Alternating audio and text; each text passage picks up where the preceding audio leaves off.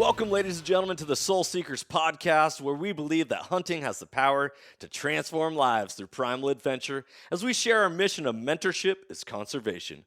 To learn more about everything we do, check out our show on Carbontv or go to soulseekersnation.com. Freedom on, everybody, and stay soulful. This podcast is proud to be brought to you by the Crazy Elk Company. Go to crazyoutcompany.com to pick up yourself a tag wallet, custom kill kit, or one of their e-tag systems to throw in your pack this coming hunting season. Use the code SOULFUL with a capital S to save 20% at checkout. This podcast is also proudly brought to you by OnX Hunt. When I first got into hunting, I kept hearing all about public land and different access and how to find different locations to hunt. I was like, well, how are people even identifying all this stuff? Well, sure enough, I came across the number one hunting GPS app, and that is OnX Hunt.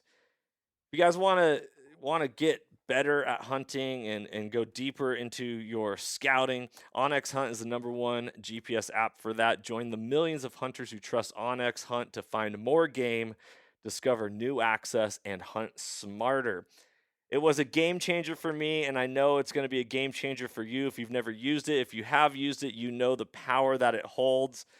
Guys, I really hope you enjoy this episode. If you want to know more about OnX, go to onxmaps.com/hunt and check out their app. Be blessed, freedom on, and stay soulful.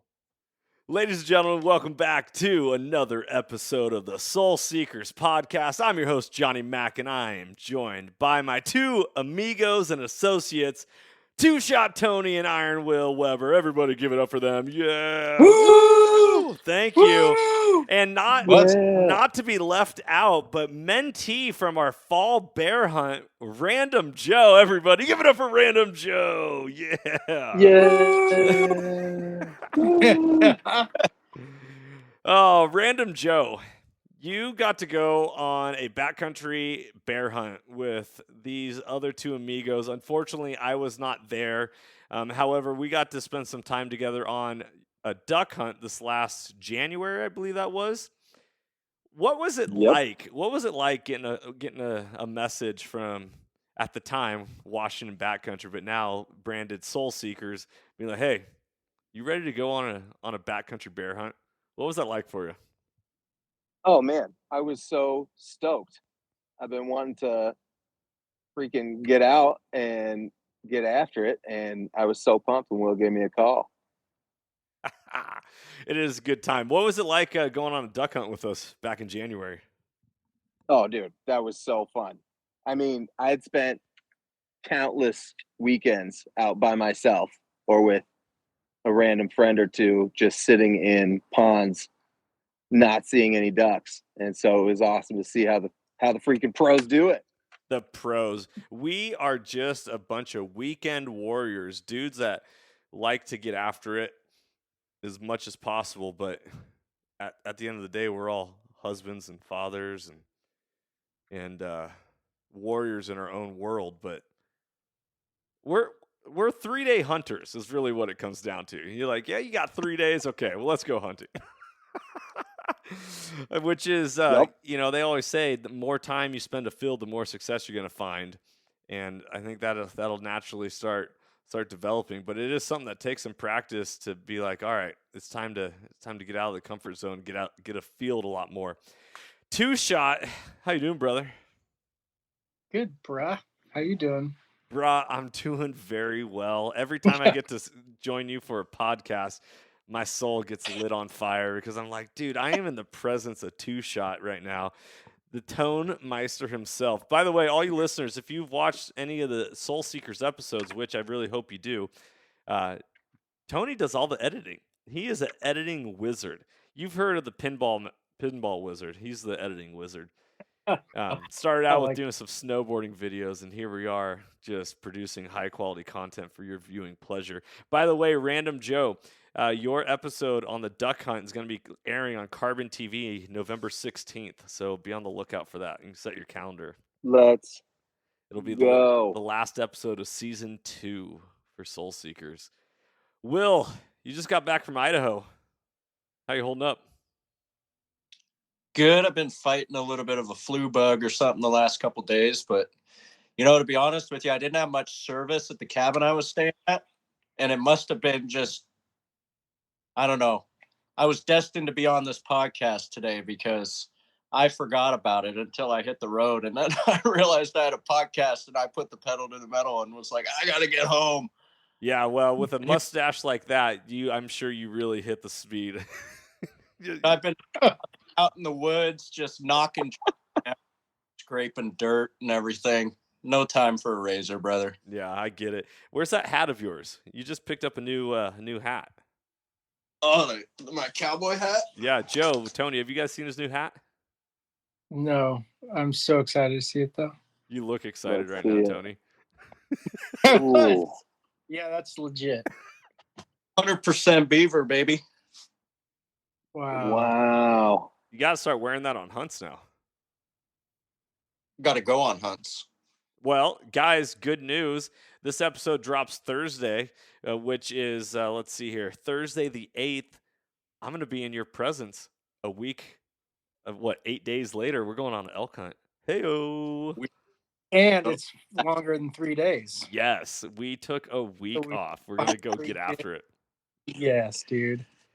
Dude, for all you listeners, we're just a bunch of guys who have whatever gear we can. And for the last, how many years, Tony? 5 years? You and I have been sharing a tent. Yes. I didn't know where you were going with this, but yes, absolutely. So Tony grew up and he bought himself his own tent, which sucks at the same time. I don't know. I might have to move into his nice new tent. But what was it like on this bear hunt, man? Having your own tent, your own space, and not having to sleep next to this smelly old guy. When I had to think about it, like, oh yeah, Johnny's gone, and you left your tent behind. Like, here, you can have this one. And I look at Will because we're planning our bear hunt, and I'm like, we can fit 2 people in your tent. And he's like, yeah, I kind of like having my space. And I was like, very good. So once that conversation happened, I was like, I'm gonna be a big boy and get my own tent. Dude, way to go. I don't think I can go back now, dude. Speaking of I think that relationship has passed. Oh. Unless we need to. We found out on this hunt that Joe sweats as much, if not more, than you do, Johnny. Oh, nice. But he doesn't. Dude. Wet. Yeah. I was wet. The difference is that he doesn't smell, which is weird. Like, it's weird how much he sweats, and then I'm like, how do you still smell like you're wearing deodorant right now?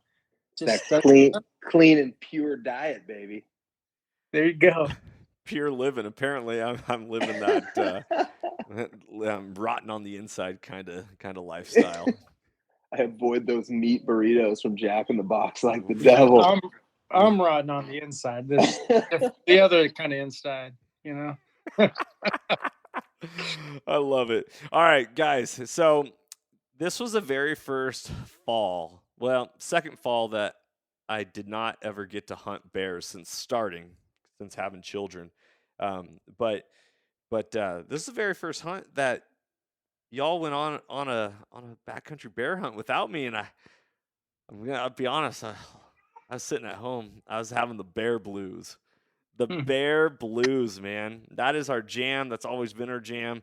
But to see you guys head out into the backcountry and get it done, it put a smile on my face. Two Shot, what was it like? What was it like just getting after it? I was really excited. I mean, Will and I have kind of taken off as good hunting partners. Like when we're in a group and we split off, usually Will and I will go off and be a team. And so to go on a solid hunt with him where, like, here we go, I was excited about it. And then having already met Joe and hunted with him in the duck blinds and just knowing that he's an awesome guy to begin with, I was like, this is going to be a good time. And your presence was definitely missed. 100%, but it was a cool experience just to be with those guys out there. So Yeah, I love Yeah. it. Joe, what was it like? They say you really get to. You'll either fall in love with your hunting partners or you'll hate them when you go on a backcountry hunt. And you'll learn real quick, like, I better not hunt with these guys much more. How was that for you? The boys, man, the boys. We bonded, Ha- inseparable. Yeah. Yeah. It was awesome. What did how long? Many years have you been hunting? This is probably my third season. And have you killed a big Like, game animal actually, yet? I haven't. Okay. So what was that like being on a hunt where you were seeing animals, making moves, and actually getting to lay your hands on an animal that's been shot? Dude, I mean, it was awesome. We talked a lot about just like the things that I was hoping to learn and take away from this, and like, gotten into the backcountry, spent time out there, seen animals from like hundreds of yards away, tried to make moves on them, and that's typically where the disconnect happens. You like lose sight of them. You hike, a mile or whatever to go get in the general vicinity, and then I typically get all turned around. So actually, like, from spotting the animal, just like putting the stock on the animal, getting a good shooting position, actually making it happen. It was cool to see that all come together. Awesome. Did you get a shot opportunity on this hunt? I did not. How did you feel about that? Did you feel like I was going along to learn, and if anything got to happen, that would just be a cherry on top? Johnny, I am 100% for the boys all the time. This was a team effort. So down, man. I had no expectations of like getting behind the rifle. Obviously, would have been super stoked to do it, but listen, I just wanted to get a bear out of those woods. Yeah. What do you think of the mission mentorship as conservation? As someone now from like an outsider who like you hear about it and you start to follow us on social media to all of a sudden, hey, they're the real deal where they actually will respond to you.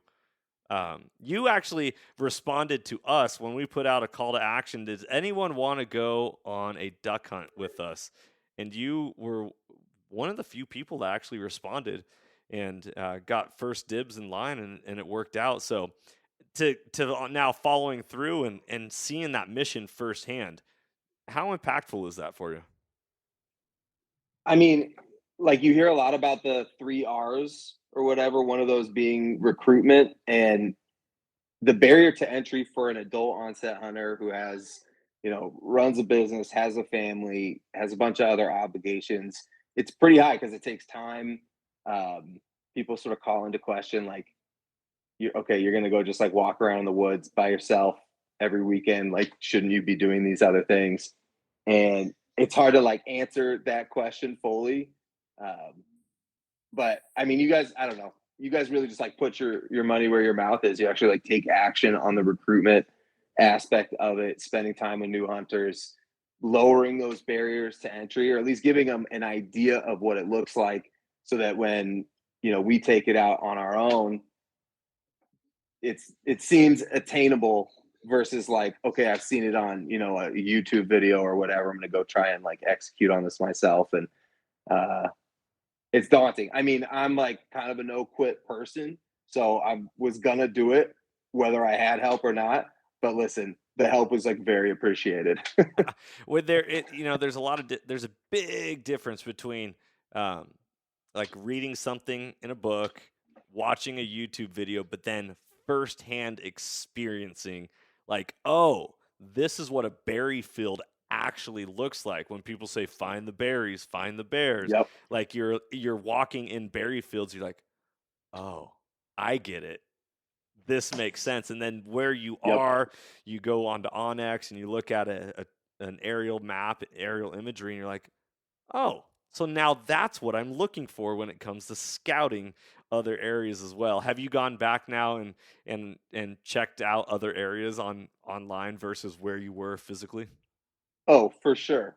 I mean, yeah, just the tangible hands-on, like seeing what it looks like, seeing it all come together. I mean, I'm not a very like pessimistic person, but prior to this, like going out hunting was like, man, I hope it happens. But I'm like just pretty stoked to go spend time in the woods. Yeah.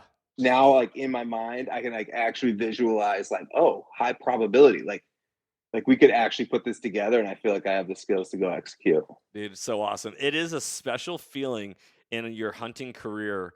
And Tony, jump in on this after, and then Will, you as well, where you go from a hiker with a gun or a hiker with a weapon to where you start to see the animals you're pursuing during that season to all of a sudden even being able to consistently like spot the animals and be like, okay, even if I don't get a shot, whether it's a legal animal or not, like I know I could have gotten in position and killed that animal. Tony, how does that feel for you with your journey that we've been on? Well, it's cool because it's like, yeah, I'm a hunter.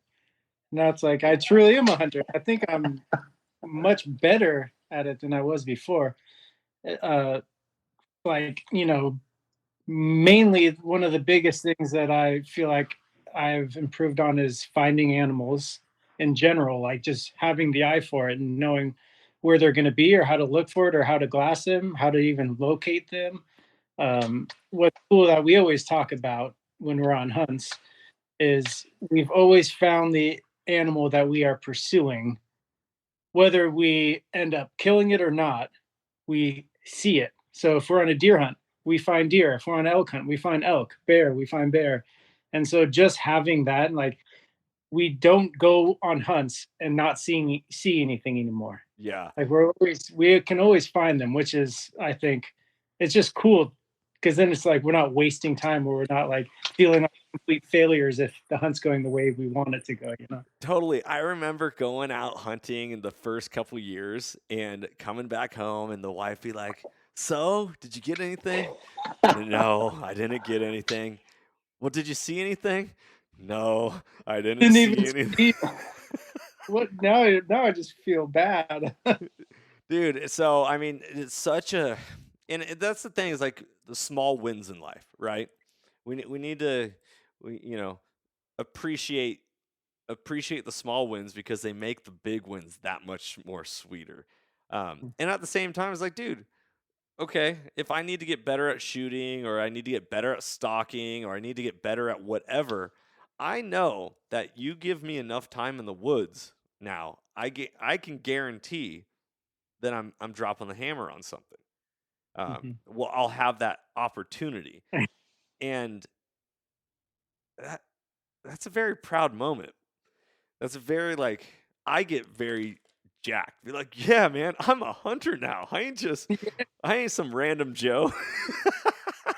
Oh, yeah, touche. Just kidding there, big dog.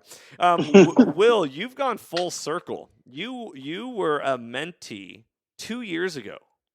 2 years ago to now being a mentor on a hunt.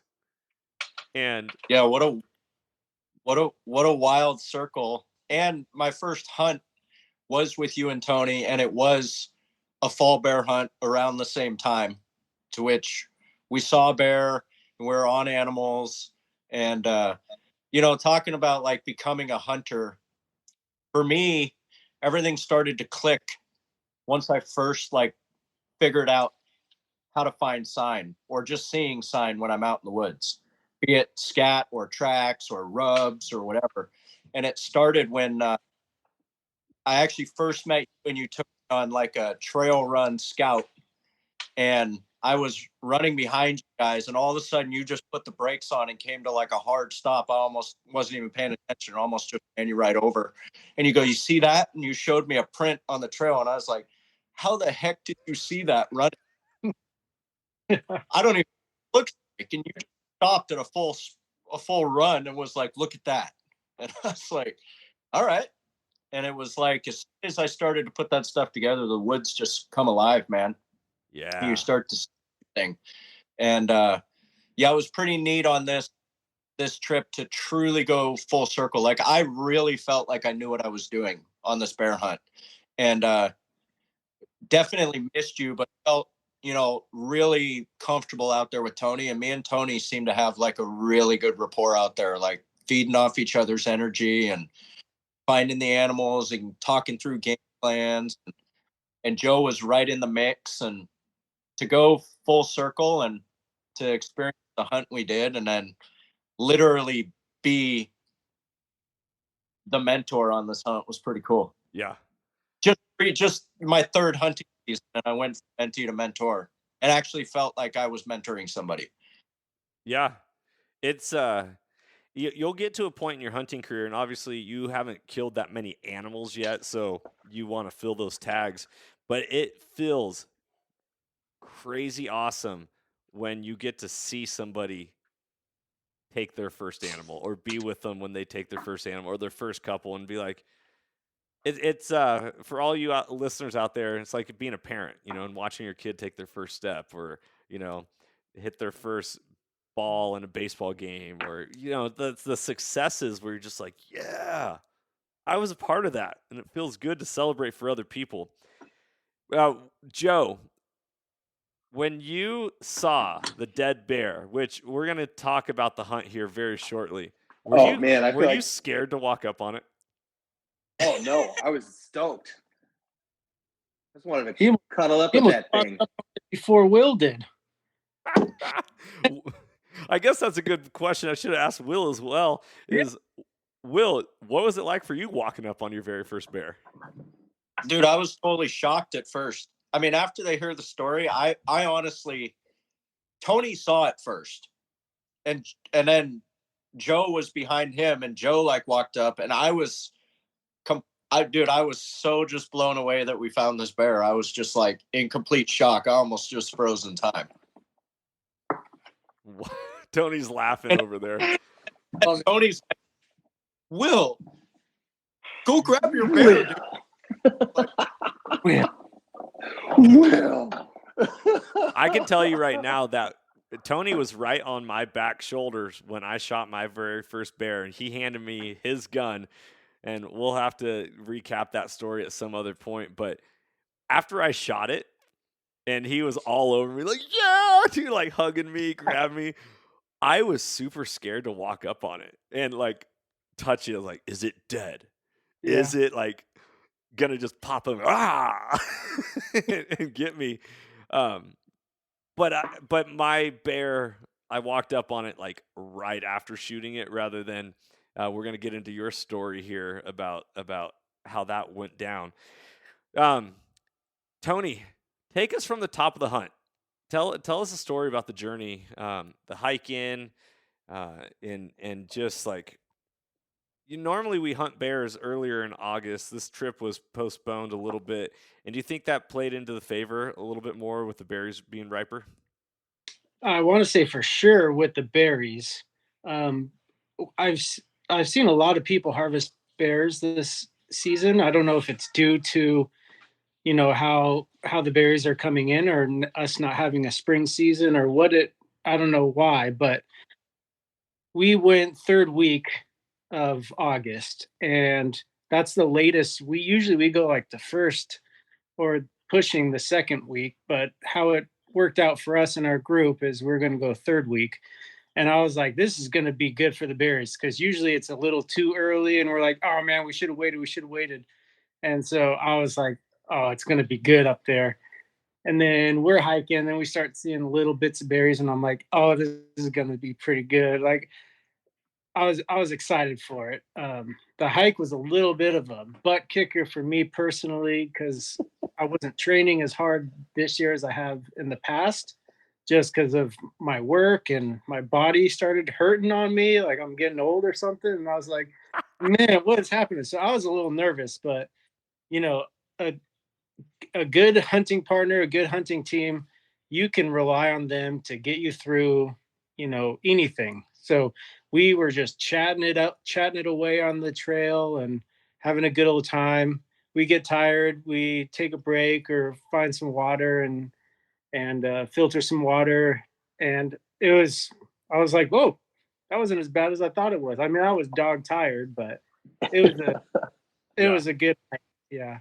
It was very nice when we were able to set up camp and find a place. And so being on a bear hunt, bears are out all throughout the day. Yeah. So you guys take off early morning, regular morning time, or when did you get to camp? How did it all play out? We left at, I want to say 4 a.m. And I don't truly remember when we started hiking, but we got to camp around, oh boy, a little after 11 a.m. Is I that think true? we got there closer to noon. Closer to noon. So yeah, around that area. And, we were pretty tired. I was like, all right, let's just set up camp and we can start. We're seeing open fields and it's like, oh man, well, let's bring some food over to an area where we can glass and start glassing. And so that's where the hunt really started. Yeah, I mean, on the hike up, we got rejuvenated real quickly on the energy level. Yeah, the hike up there are some promising spots. So we glass a little bit and have a rifle in hand, but that's just like little snippets. And then we bring some food over to a spot where we were just gonna glass some open fields. And I'm like, all right, Joe, just get comfortable. We're looking for bears. We're just going to look out there and see what we got. Tomorrow will be a full day of hunting. So we're just going to take inventory and like set up your tripod for your binoculars or whatever you want to do. And then I go and sit down and it was like 60 seconds. And I go, I got a bear. Will's like, shut up. And I go, Joe, I got a bear. And he was like, I didn't even get comfortable yet. Yeah. And I was like, yes, this is going to be a good hunt. That's the seat. I sat down next to Tony. I was like, hey, man, you got room over there? I'll come next to you. So I went and sat next to him, got comfortable. I started to glass like the left side of the hills. And then, yeah, Tony's like, I got a bear. And I go, no way, where is it? And he showed me. And then I go, huh. Well, looks like we're going after that. Yes. Not only it was within range to where it's like, well, I guess we're going to go after a bear right now. And so, Joe, grab it up. Let's go get ready. Joe, what was running through your mind at that point? Like, you just got there. Were you like, guys, give me a second? Or did the adrenaline just kick in and you're like, okay, let's do this? I mean, it was go time. Like, yeah. And it was a good looking bear. So we just packed it back on up and started freaking walking again. Well, those boots are made for walking, huh? Sure are. So you guys bust over there. Tony, how did it play out? So we get to where we think he's at, and it takes us a while to relocate it and finally spot it. And it's like, okay, cool. So then we creep up a little bit more and got it was like 350 yards. And I was getting my rifle set up, and then there's this just group of trees, and it just kept bouncing to the left, to the right, to the left, to the right, back and forth. I was having to get up and move and try and get comfortable again, and then move back. And on this hunt also, Will was going to run camera. And so usually we have, the spotter set up with the phone scope and all this stuff, but how it played out and us moving so many times to try and like get this bear in sight, to have a shooting lane and get set up comfortable, all that stuff. We weren't able to get the phone scope set up. So it was me on the glass, Will was on the camera, but it was a shorter lens. So it was just pointing at me. And then Joe had his eyes up on the bear through his binos. And Will's like, all right, just stay where you're at instead of going back and forth. I think it's going to pop back out. Just wait for it to pop out. And so just got set and it came out and he's like, all right, here it is. So then I take rip a shot. They both said, you hit it. And I was like, yeah. But we have no proof.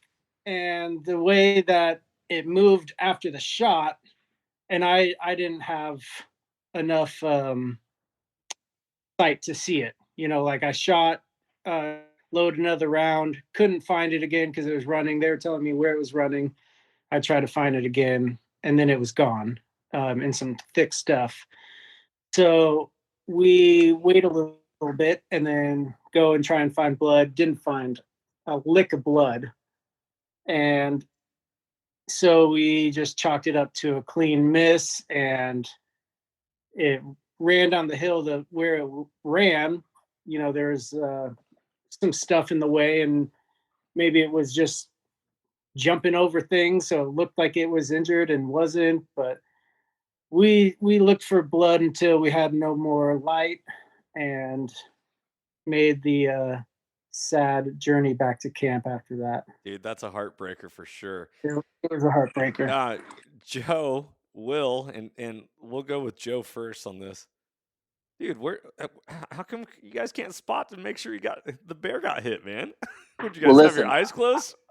I had my binoculars on the bear, and I was telling myself, like, all right, he's going to shoot. Don't flinch when he shoots, because I didn't know when he was going to shoot. And I had him in my binoculars, and then he shot, and I freaking looked up. He jumped. Startled the heck out of me, I missed it. He wimped out.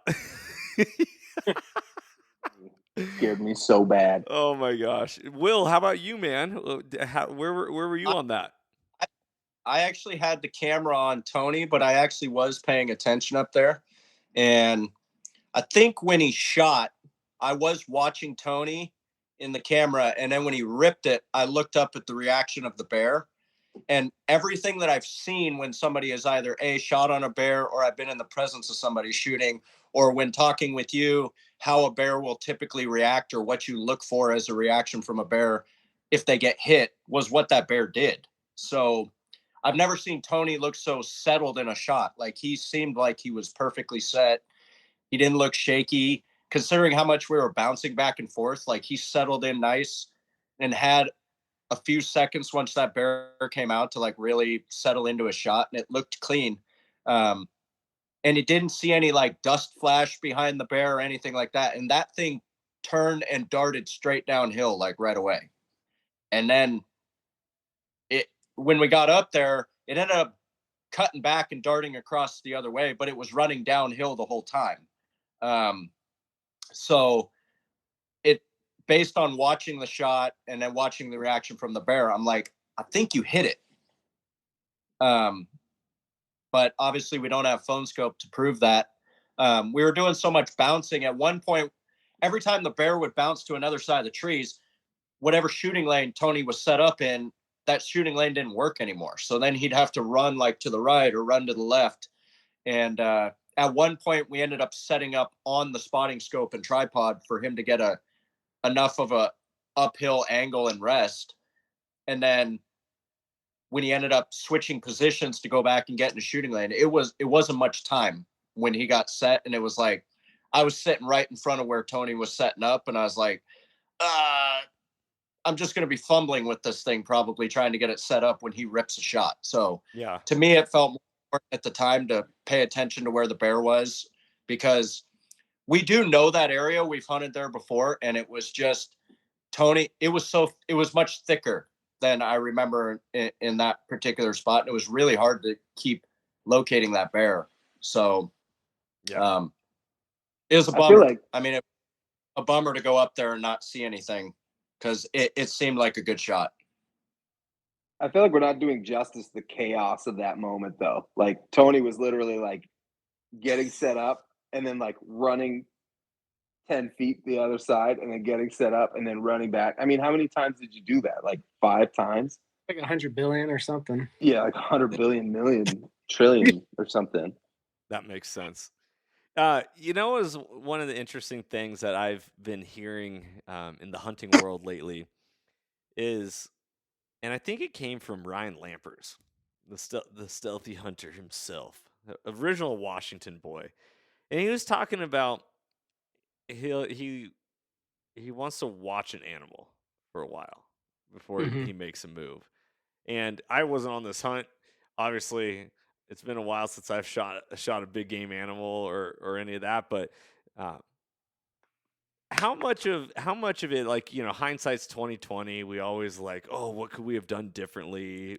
What do you feel like you were fitting a square peg in a round hole by trying to get the shooting lane, or were you short on shooting light, or do you think you were like, okay, let's just see if it'll actually stay in one spot for a little bit, or it'll be back tomorrow because the berries are in? You guys think you would have done anything differently replaying it, Tony? Yes, I would. So my original spot where I set up ended up being where I shot at the end. Yeah. So the I think the difficult thing was, so we went over to there to try and locate it, couldn't find it for a while, finally found it. And then it was, so we didn't actually know what it was doing. We just saw it. And then it would move. And where it was at, it was kind of like on an edge of just thick timber where if it goes into there, we'll see it tomorrow, or type of thing. Like, we're going to lose your opportunity for that day or whatever, which is fine because, no pressure. They're going to be back out feeding, whether it be in the evening time or the next day or whatever. Right. And we had time. But it would have been cool to get it right. Oh, the other thing was, it was Joe's birthday. It was a freaking birthday bear, man. We were like, let's get him a birthday bear. So it was like, oh, this is really cool if we actually got him a birthday bear. I put a lot of pressure on the guys. Bear. I really wanted a birthday bear. It was about my birthday. Yeah, that's it. But no, we saw it moving, and it was moving towards the dark timber. So it was like, okay, let's try and cut it off, or let's see if we can see it over there. Then it would move back. And then it was like, oh, okay, let's go back. At that point, should have just set up, because it was like, okay, it's just feeding around. It's not going anywhere. It's just eating. So it's going to bounce around because there's a lot of berries. So just to set up where I was originally, after knowing that it was just feeding, would have been smart instead of. Were you comfortable in a shooting position that very first go around also? I wouldn't say it was comfortable. I'd say it was a doable position. I had to find some rocks, hip height rocks. So I had to lean it up on that, and then I was actually standing with one knee leaning against the rock, behind the rock. So it was kind of a weird position, but it was definitely, I was like, okay, I'm stable for a shot. Yeah. And then getting back to that, I tried to replicate that because I felt pretty good.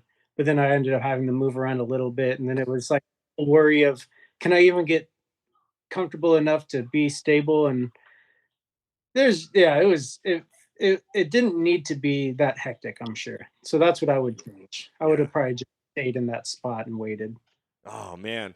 Well, so is hunting, I guess. This is why they call it hunting and not killing, because you just do what you do, and you do the best of it.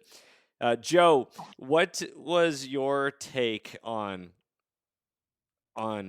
this whole scenario of being like, holy smokes, we're here, we're on bears, we're getting a shot off, and rookie knowledge of hunting, like, were you like, oh crap, we just blew out the area now? Or did you feel like, oh man, we hiked all the way in here, now we disturbed this area, we're probably not going to see anything else? Well, we had talked a lot about that earlier on the hike up, I think it was. So I did not feel that. Although, like, had this been last year, I would have been like, oh man, we got to hike another 4 miles to some other place. Like, it's all over here. We got to go wait a few days or whatever. So, no, in the moment I didn't. But like literally 12 months ago, I would have been like, well, shoot. Yeah. This hill's gone. Yeah. And for deer and elk, it might be different. You'll blow them out of a canyon, or, that alpine beautiful area, those bowls. Bears, if the food is there, the food sources are there, they don't need to leave. They're the biggest, baddest thing on the mountain. And I will tell you from personal experience that you can shoot and miss at a bear, and that bear will show up the next day, and it'll still be there. So, Tony, what was that hike back to camp like that night? It was a dark place. It was quiet. I was very much in my head, not thinking good thoughts. Wished my buddy Johnny was there. I was saying a prayer for you. Oh yeah. Will and Joe were great, and I was able to bounce back real quick. But I knew that they would be supportive and help, and like, it's all good. Let's get the next day or whatever. But you still have to battle it yourself. And especially being that I missed a bear last year as well, it's like, man, I just suck at this.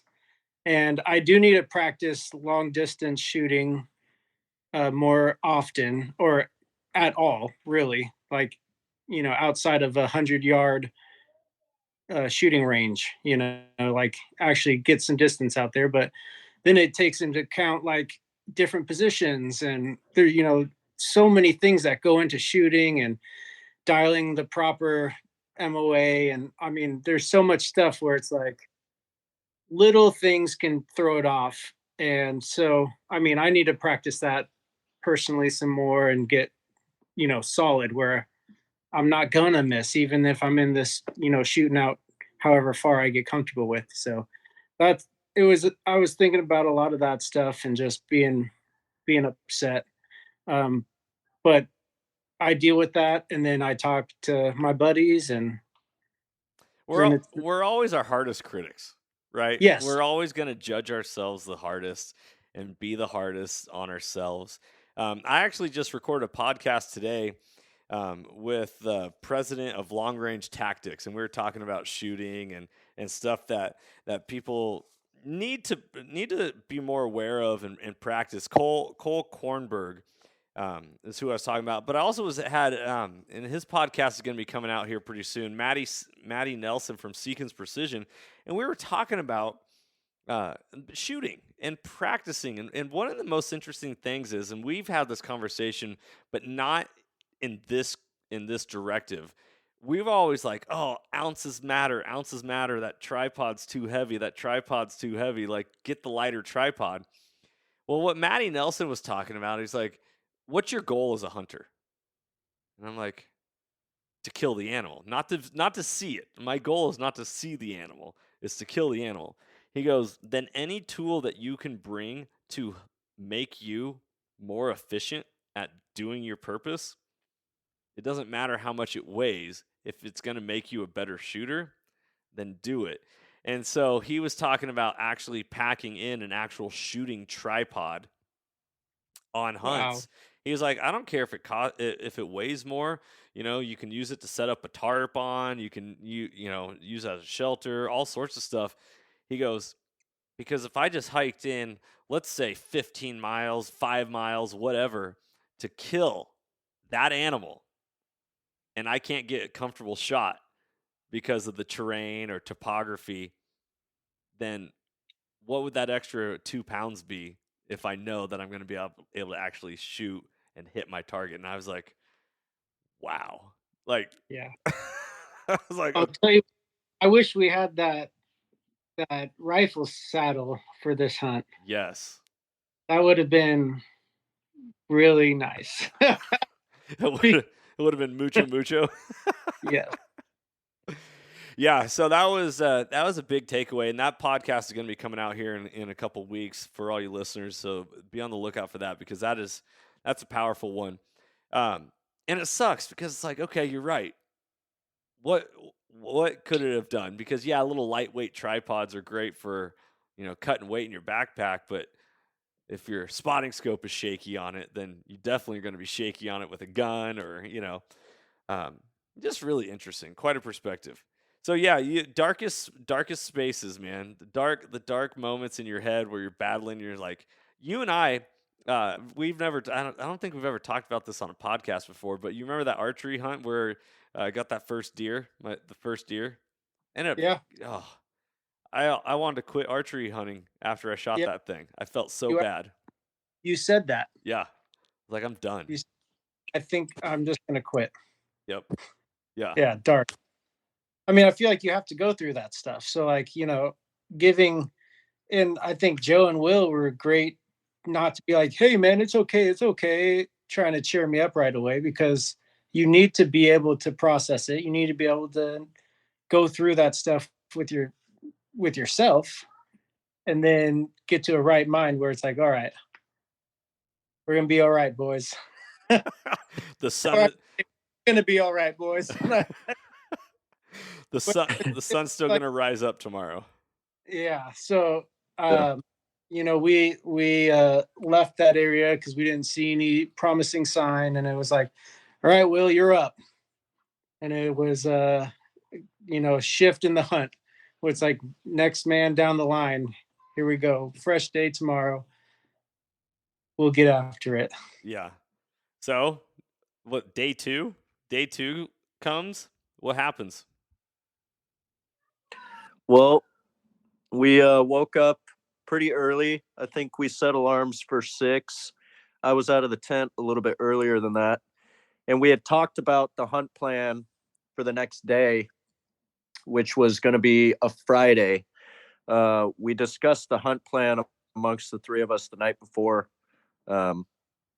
back at camp, and decided that we would get up in the morning and we would take breakfast and coffee over to our glassing spot. And we'd start the morning there. And obviously we had kind of agreed originally that we would, scout for a little while in the morning and then head to our hillside and whatnot. So we get to the glassing rock and we set up, we get the tripod set up and we get some breakfast out and get to making some coffee. And I pull up the binos, and within 10 minutes, it was the same thing. I got a bear. And right away, it was like, here we go again. So this time, Tony's like, let's get some phone scope footage. Let's set up the tripod. Let's take a little time. And let's just go ask for have some coffee. I'm now on the yeah. And I agree. Being shooter now, it's a little tough, but having hiked that side several times where this bear was located, I was like, yeah, no, we're gonna play it a little patient and see what this bear does. It's just out feeding. Dude, what was it? We were on our glassing spot for 25-30 minutes or something, and how many bears did we spot? 6 or 7 bears. 6 or 7. Then Joe goes, I got a bear. And I said, yes, you do. Let's go. No, here's that. And I was like, yeah, baby. Joe on it. Joe spotted my bear. Oh, did he? Yeah. Oh, okay. Because you also spotted a sow and 2 cubs. Yeah, so we glassed up the sow and 2 cubs on the far left side, and then Tony, you and I were sitting next to each other, and you looked up, and you're like, we both said bear at the same time. You'd seen one a little further to the left, and then I glassed up the bear. We ended up making a move on, but yeah, we saw 6 or 7 in 30 minutes. It was fun. So we're gonna have some coffee, eat some biscuits and gravy, just have a nice little morning, little brunch with the boys on the rock, and instead we're freaking getting after it again. Well, you're not on any Polynesian vacation. You're there with a purpose, huh? Dude, I know, man. Hiking your grass skirt. Just had to park some mimosas for a second. There you go. So you guys are spotting bears left and right. It's like, fish jumping out of a pond, just like, oh man, there's one, and oh, hey, sweet, there's another. So the one that Joe spots is in best killable location. It's in the best killable location. Beautiful bear.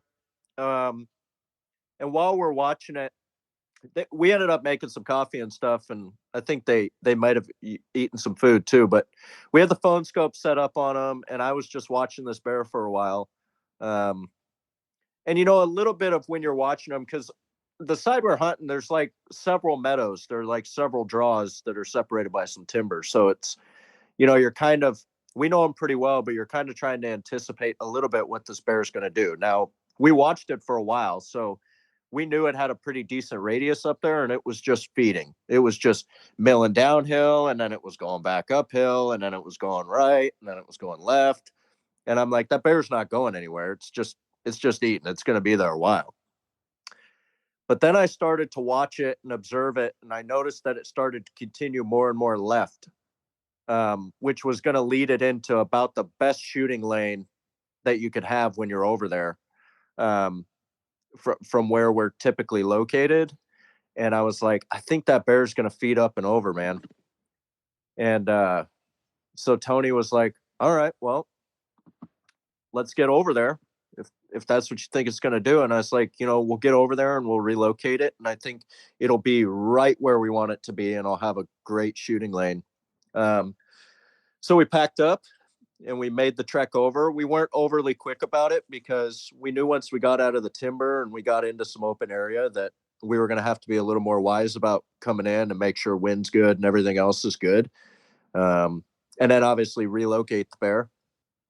And once we got over pretty close to where I was ultimately going to want to, I was already thinking about shooting lanes when I was going over there. Where will I want to sit? Where will I want to do this? Trying to go through my checklist as I'm getting over there. And as soon as we got out, I was up front. And then sure enough, that bear fed right above the timber and right out into where I was hoping that bear was going to go. So we pushed forward a little bit more. And I told Tony, I was like, I think I can set up right there and I'll have a great uphill angle because it was a pretty steep shot. And Joe actually located the bear again because, those bears disappear in those berry fields, man. They come and they go. And he saw it it looked like it was just sitting up in these berries, just sitting, like its head was just peeking out. And Tony was getting all set up with the phone scope. And I had to break down some bushes and whatnot and lay my pack down to get a nice bench to rest the rifle on and to kind of mat down the berry bushes. And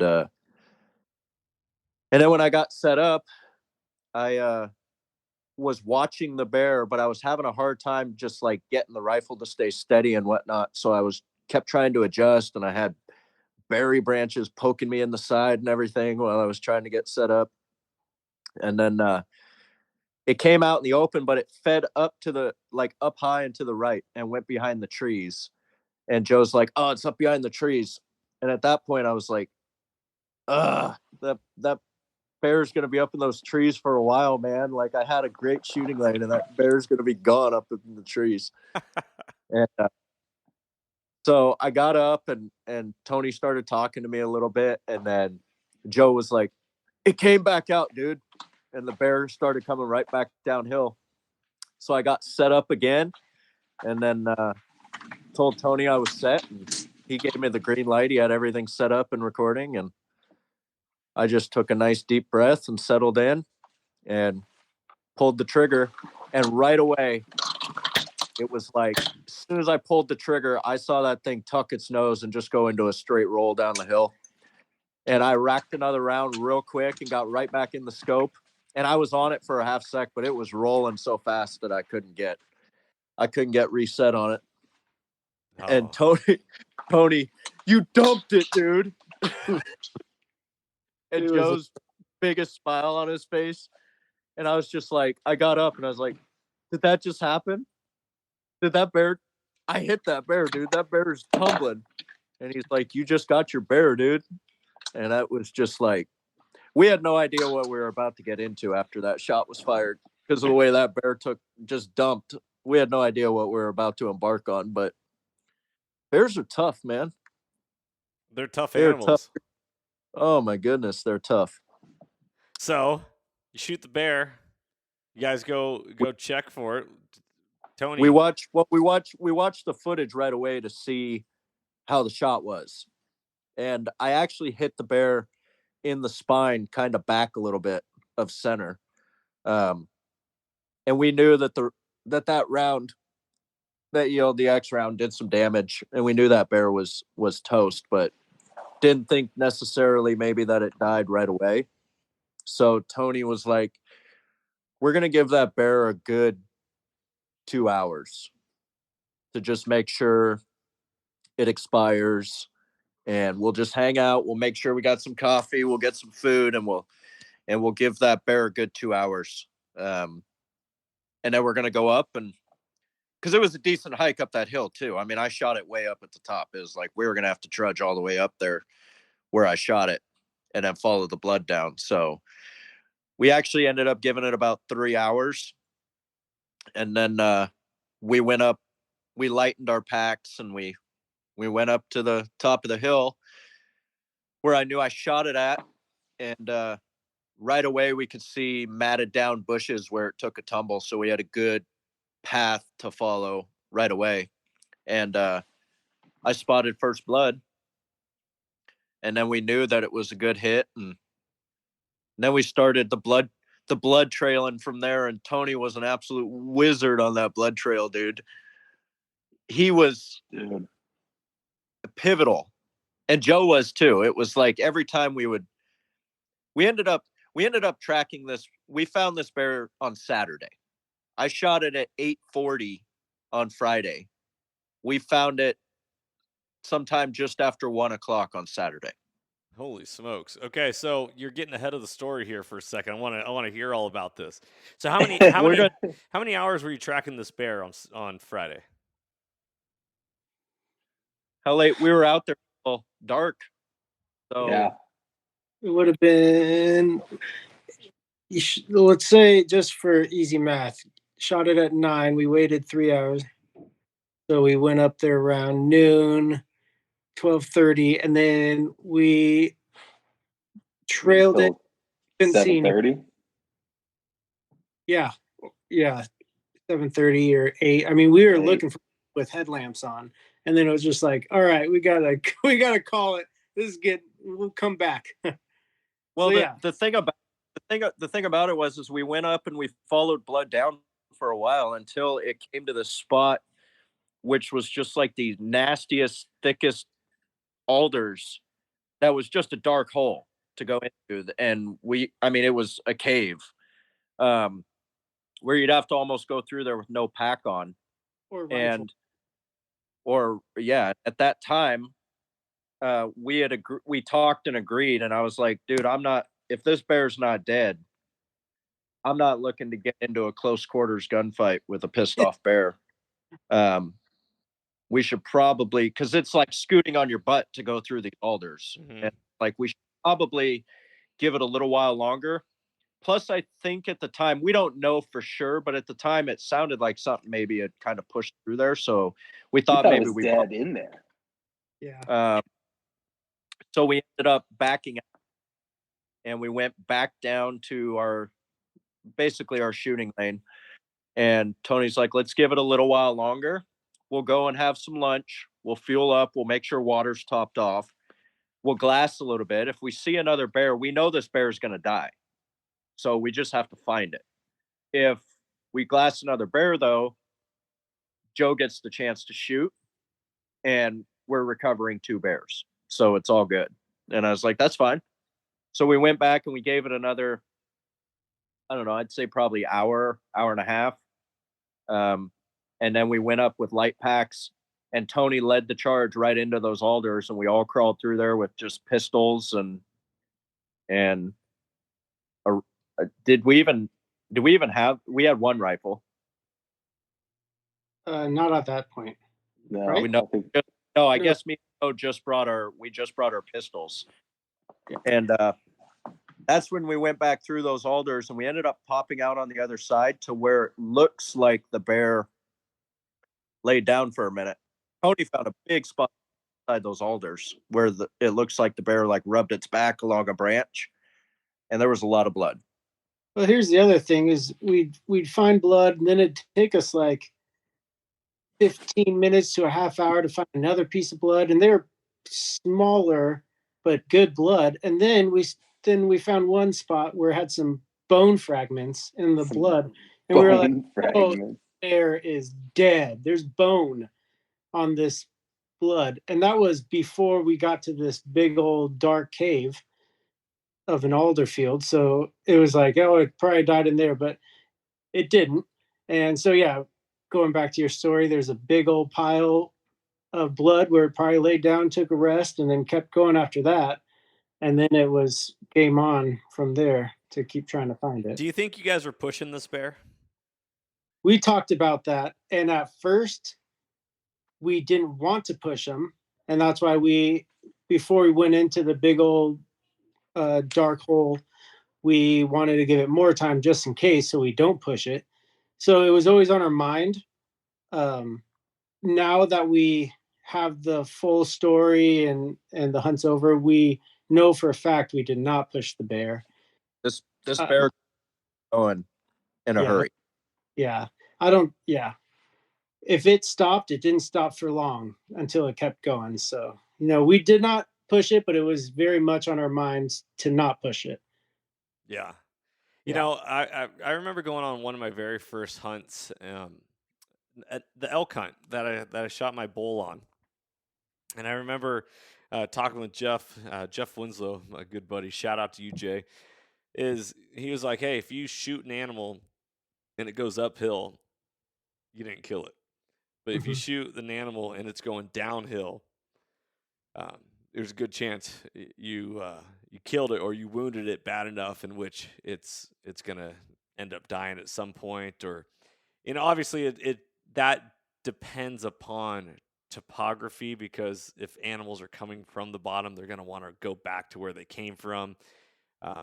The other thing is wounded animals always go to water, especially black bears. They're always going to go to water, and that hunting drainages, that water runs downhill. They're going to want to go get in that soup and pack those wounds full of mud, and you start to lose the blood trail, and that makes it tough. So you guys end up trailing this all day. Joe, what did you think about blood trailing an animal? Oh, I mean, it's something I had zero experience doing prior to this, but Tony put on an absolute clinic, and we just freaking got after it. 3 grown men on our hands and knees looking at pine needles.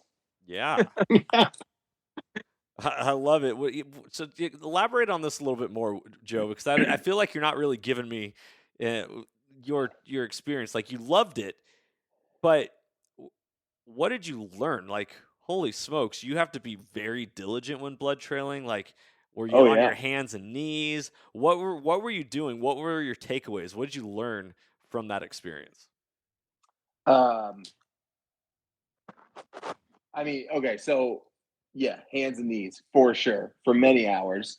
But I always go back to Last Blood, and that was sort of like the saving grace of this whole thing, is because we would trail it, we would find blood.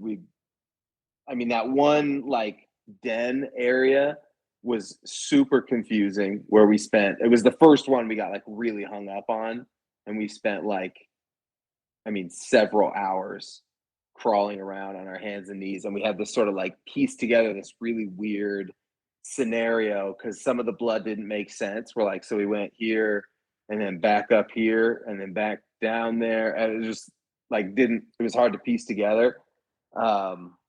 And then we took a couple Hail Marys from that spot, and those didn't end up working out. And the idea of just like coming back to Last Blood is like quintessential, because I think for me, you kind of want to just go. And then, but if you do that, you could work your way into a total mess and be completely off track. So Tony kept us tried and true, kept us coming back to Last Blood, and ultimately it worked out super well. Love it. Okay, so you end up running out of blood, getting dark, all that. Tony had the dark night, the previous night of like, oh, I got to work through my head and my emotions of the hunt, all this stuff. Where was your head at, Will? Well, I'll tell you, during this blood trail for the 2 days or so that it happened, dude, my hopes were at an ultimate high about 1,000 times, and they were about 1,000 times, man. I was riding the waves. That first day that we were blood trailing, once we hit kind of this dark area where it was just dirt and pine needles and there wasn't much green or anything like that, I wouldn't say it cliffed out, but it dropped down quite a bit. But that's where the weird blood was. The way the blood was, it could have pointed us in one of 9 directions. There was no bushes plowed over. There was nothing. We were just having a really hard time. And I remember we're sitting there, and Tony wasn't going to give up that night. He was like, still got light, and he's on his hands and knees, and he's like, I'm just trying to think outside the box. Like, that's all I can think to do is think outside the box and think, like, what would a bear do if it was hurt right now? Or what would I? And I kid you not, we're over there and I'm kind of dropping down. It comes around and it kind of drops down to like kind of a drop down, but it's a little bit deeper face, and you go down, I don't know, 30 feet or something down to another lower flat area. And I'm kind of dropped down part way below Tony and Joe. And I hear Tony up there and he's like, but this kind of looks like a claw mark on the bottom of this tree. And it's fresh. Almost like if I was a bear and I started to stumble and I tried to grab the tree and I didn't hold on, maybe it fell down, and this might be blood, but I can't tell. So we go, okay, we'll drop down. So Tony drops down and we get down to the bottom and he goes, there's blood. And I'm like, right away, you go back to the high of highs. You're like, oh yeah, this bear's dead. We're on this bear. Like, we're going to find. So we spent literally, I don't know, what, an hour and a half till we found the next drop of blood. We were just all doing circles, just crisscrossing each other down there, like just widening our radius a little bit at a time and then coming back to last blood. And then I had all but given up for that night again. And Joe goes, I got blood. And he found another spot of blood. And the crazy thing is sometimes you find blood in the weirdest spots where you're like, if they rolled down this hill, how is this leaf the only leaf that caught blood? All the leaves. Yeah, it's crazy. And it's and the bush isn't plowed over and there's blood there. But he finds blood, which leads us to like a little bit more. And at least now we have a direction to go. Mm-hmm. So we're another clear direction. And we get to kind of like another dark den-like area where it drops off in a few spots, and we're out of blood again. We can't find anything. We're out of blood. And it's getting dark, and we're scanning, getting dark. And at this point, we were calling it off to head back to camp because we still had to go back to where we shot from and grab all our gear and then head back to camp. So I'm pretty low at this point and turned back into if I'm not mistaken, because this is how I read it at the time, watching you, is like you were like, well, we're not going to find this bear. That was a good try, type of a thing. Like, it almost was like the bear's gone. It didn't die. It's gone too far. It's taking us too long. Let's continue on with the hunt almost. That's how I read the situation. So I don't know if that's true or not, but. Well, I was fighting a little bit of both. Well, we'll talk more about like fighting that again the next day when we had a talk where it's like, yeah, you do have a mentee on and a lot has like transpired, and it's like Tony had that rough first night, and then this happened, and I am starting to wonder, based on the fact we have shot footage, and like I know that shot did major damage. Like, I don't know how an animal would survive, but I'm also not a bear. I don't know how tough they are. And yeah, now I'm starting to get a little bit like, I know how thick and nasty it gets the further we go down the hill, and we could pick a direction 10 feet left or there is, and we'll never come across that because the terrain somewhat dictates the path you're going to take down that mountain. So it's, we're trying to fight. I don't want. Will, you're cutting out just a little bit, bud. Sorry about that. I don't know. I'm having a hard time hearing you. You got me now? Yeah. Okay. You also got who's got a crying baby? Is that Joe? Is that Joe? You got a crying baby in the background. Oh, because sound's coming in from somebody else's. I take all the blame. Yeah. So Will, go ahead. Yeah. You're fighting a little bit of like I don't want to be selfish on the hunt either, where it's like I feel like we've given a good effort to finding this, but we like keep running out of blood and it keeps getting fewer and farther between. So I'm wondering, is this bear clotted up or what? So, we have a lot of time left to hunt, but it's like I don't want to be selfish to the other guys who are hunting on this trip. Yeah. So I was fighting a little bit of all sorts of emotions as we're getting ready to head back. It's getting dark, and it's like I have to head back to camp. So we get back to camp, and Tony, he had just gone through this the night before, although we had made the decision after a little while that he probably didn't hit the bear. We get back to camp. I'm exhausted, and I'm emotionally bit up and down. And I just sat down in one spot kind of by myself, and I was sending out a message to my wife on the inReach and just kind of processing my thoughts, like real quiet and feeling just a little down. And Tony goes, I'm going to go get comfortable in some more comfortable clothes. And then I'm going to come back and I'm going to tell you what I think, and we're going to have a chat. And I'm like, all right. So Tony comes back out, and him and Joe start talking, and I'm in the conversation, but I'm just still kind of hanging there. And Tony goes, we're going to glass the morning, and if we have an opportunity to go after another bear, we're gonna, but tomorrow's basically a recovery mission. We're going after your bear. That bear's dead, and we're going to find your bear.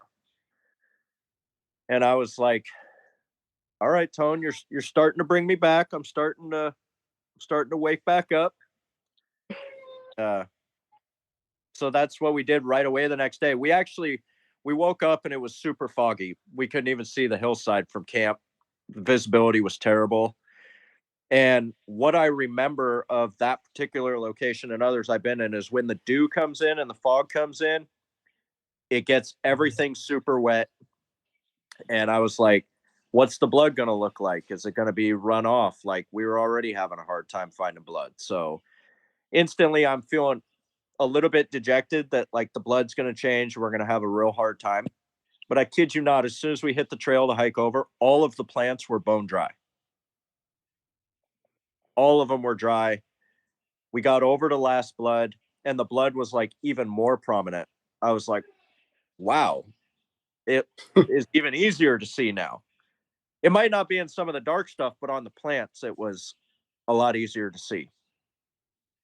And we got back to last blood, and I went over to a spot where Joe had literally said he had been sitting for like 20 minutes, where it like dropped down this like little 6-foot drop. And I was like, there's blood right here. And he's like, dude, I sat there for like 25 minutes the other night and I didn't see that blood sitting right underneath. So we had another direction to go again. Yeah.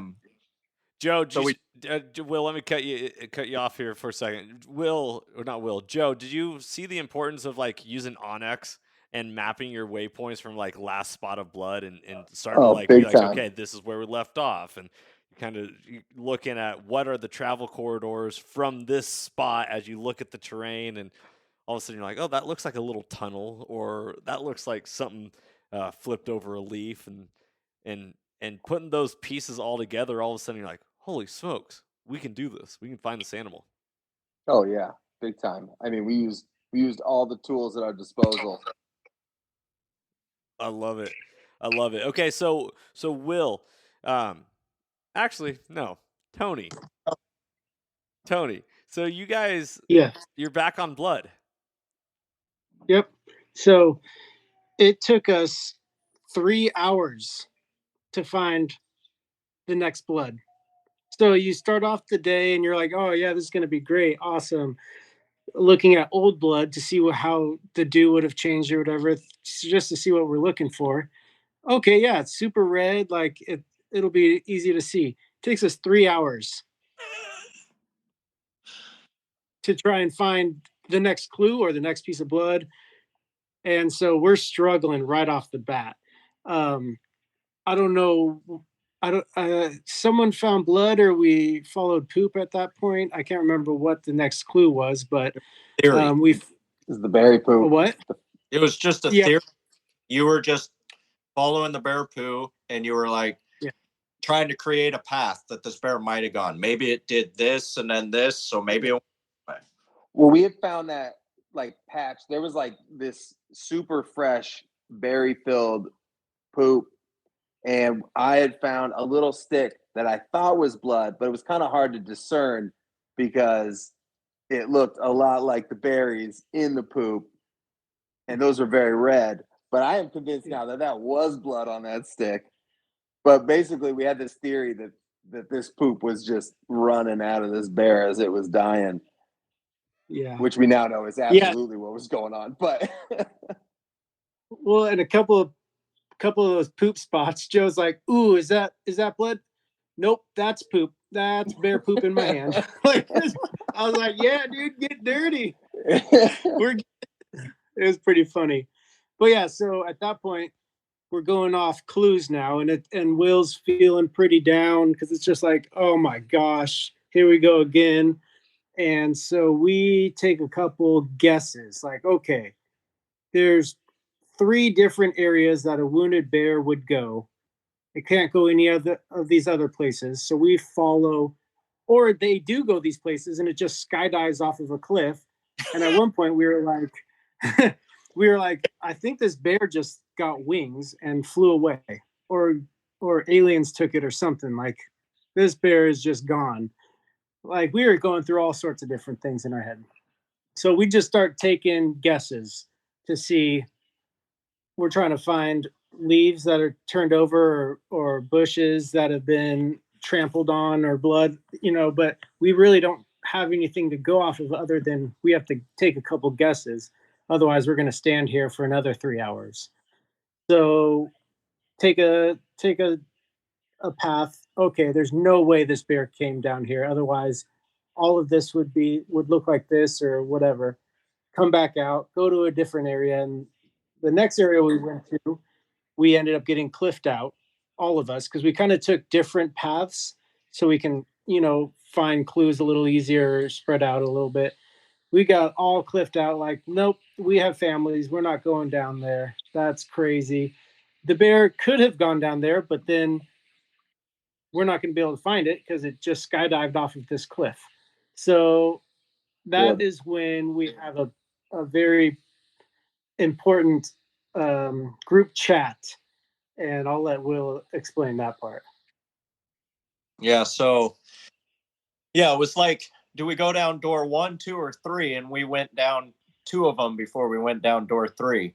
And Tony tracked our entire track on Onyx, which is a sight to see when you actually zoom in and look on this thing. It's like just a bunch of lines. Well, it got that one screenshot of it got posted on our socials. Yeah, it was cool. And we get to the spot where we get cliffed out, and we just sit down on some logs, like kind of on the cliff, and we can see the hillside, like behind door 3 from where we're sitting at. And we know it looks nasty. But I also know that wounded or whatnot animals go to water and they go to dark places. And we're sitting there, and Tony goes, "How you feeling, Will?" And I'm like, "Dude, I don't know. I mean, how long have we been tracking this bear for? No blood. I feel like we're just grasping for ideas right now." And I said, part of me feels like I really want to go check the water, or at least head to water and scan that. But then part of me is like, let's just go back and give Joe an opportunity to hunt a bear. We know the bears are out here, so let's not take his opportunity from him. And Tony goes, "Well, I mean, I have to know before we make a decision. I have to know if we go back and glass and hunt another bear, are you going to leave this mountain with regrets?" And I go, I think if we don't find this bear, either direction I go, I'm going to leave with some regret if we don't find this bear. But I really want to go down to the water, and I want to look. And he goes, "All right, then that's what we're doing. It's so to speak, it's a dark hellhole over there, but we're going down to water. That's what we're doing." Well, part of that too was, if we take that route and we have no blood to go off, we're just going to the water. Okay, now we're looking at, it's going to take us several hours to get back to camp, and we're in thick, so we'll be still hunting because Joe has a rifle this whole time, because you can always run into a bear anywhere you're at. So we'd be still hunting, but it's going to be really hard to spot or see bears unless we run into it. So that's our whole day. So that was where, and Will said, yeah, I would regret not going down there. And I was like, let's freaking go, boys. The boys rallied. Go down to the hole. Rallied. So to make, go ahead, Joe. The only defeated moment I had was when we were sitting on the edge of that cliff and we looked out at that sea of alders that went for like miles. And I was like, yo, he could be anywhere in that. Yeah. Very overwhelming. So we're going to wrap this story up here pretty soon. How far down in the hellhole did you end up finding the bear? We ended up there was a rock, there was an old drainage that ran down, like a rock chute that was pretty steep. We knew that'd be the clearest path to water. So we actually went over and dropped down into that chute. Me and Tony were like, Joe, we got to drop down there. It's the safest shot.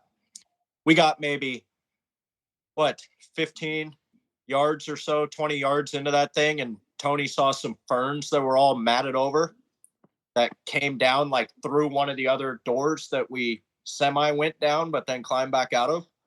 And he was like, this looks like something slid right through here and dropped in. And not a couple feet more, Tony saw a big pile of blood on a rock. And right then he knew. Tony knew. See, I had never done this, but I was happy to find blood. But Tony knew, we're going to find your bear. Your bear's dead, dude. It can't get out of this hole once it's in here wounded. Like they go a couple more feet and Joe spots another pile of blood. And I'm in the back. And Tony stops and he goes, Will. And I like lift up to peek over him. And I see what looks like, that's not a rock. That's like got hair on it. And I go, is that my bear? And he goes, Will. And I'm like, no, that's my freaking bear, dude. Piled up right there. Awesome. What an experience. Tony, did it remind you a lot about that the last time you and I went bear hunting in the fall where we shot that one and there was just blood all over the rock? So that's what I pictured in my head. I was like, I'm going to just see it splattered. It wasn't as gnarly as your bear. Your bear was gnarly. But yeah, that whole scene went through my head as we were walking down there and I was seeing blood on the rocks. Oh, so cool.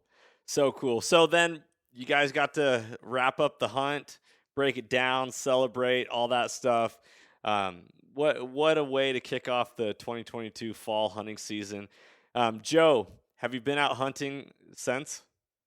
I have not, no. But you're a brand new father, by the way.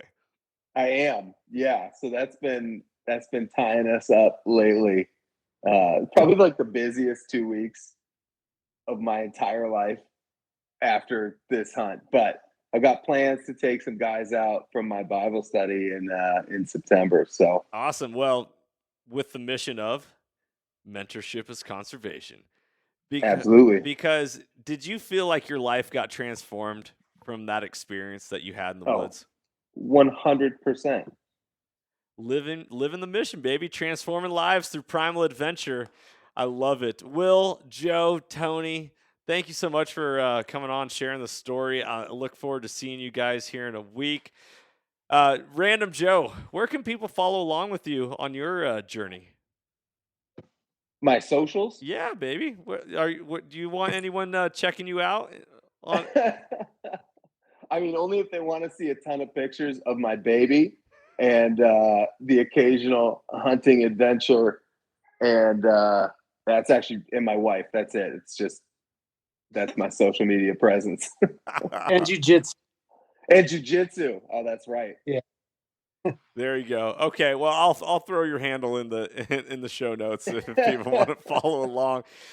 This hunt's going to air in season 3 of Soul Seekers, which is going to launch next summer, and really excited to have that out. However, Joe, your episode on the waterfowl hunt's going to be airing November 16th, and really excited for that to come out. Guys, any last parting words?